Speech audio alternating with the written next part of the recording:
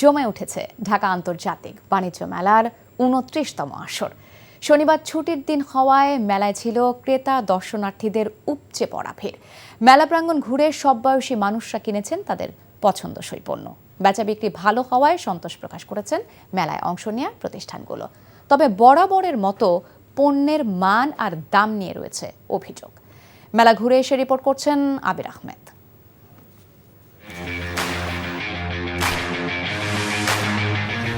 চতুর্থ দিনে ক্রেতা দর্শনার্থীদের ভিড় বেড়েছে রাজধানীর পূর্বাচলের বাণিজ্য মেলায়।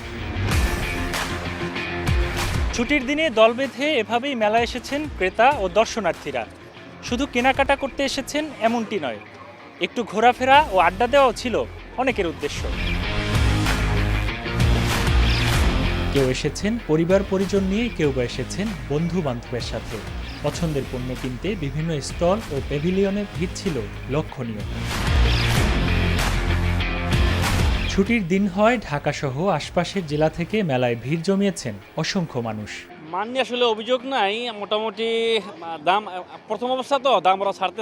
এখন আমরা দেখতেছি বেশিরভাগই পাকিস্তানি জিনিস, বর্তমানে ভারতীয় কোনো জিনিস আমরা এখনো পর্যন্ত দেখি নাই। এটা আমাদের ফুল ফ্যামিলি, তো আমরা আসছি, ভালো লাগছে, ঘুরছি, সবকিছু দেখছি। বাহারি রং আর বিভিন্ন ডিজাইনের পোশাক, ঘর সাজানোর সরঞ্জাম থেকে শুরু করে প্রয়োজনীয় সবকিছুই এক ছাদের নিচে পেয়ে খুশি ক্রেতারা।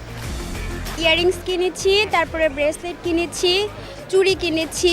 ভালো লাগতেছে, মানে দেখে মনে হচ্ছে নতুন কিছু পাবো। এই তো ছুটির দিনে আসলাম পরিবার নিয়ে, বাচ্চা কাচ্চা নিয়ে, ননদকে নিয়ে।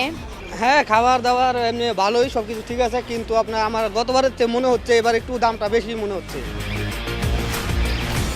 এবার মেলায় শুরু থেকেই তুলনামূলক বিক্রি ভালো। সামনের দিনগুলোতে আরও বিক্রি বাড়বে বলে আশা বিক্রেতাদের। সামনে আরো ভালো সেল করতে পারবো। আর নরমালি হচ্ছে সকালের তুলনায় সন্ধ্যার পর কাস্টমার একটা ভিড় পড়েছে। গতকাল আজকে একটু ভালো, মানে তুলনামূলক ভালো।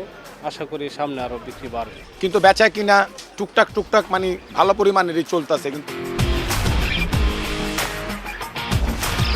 মূল্য ছাড় দিয়ে মানহীন পণ্য বিক্রির অভিযোগের পাশাপাশি খাবারের দাম ও মান নিয়েও প্রশ্ন তুলেছেন অনেকে।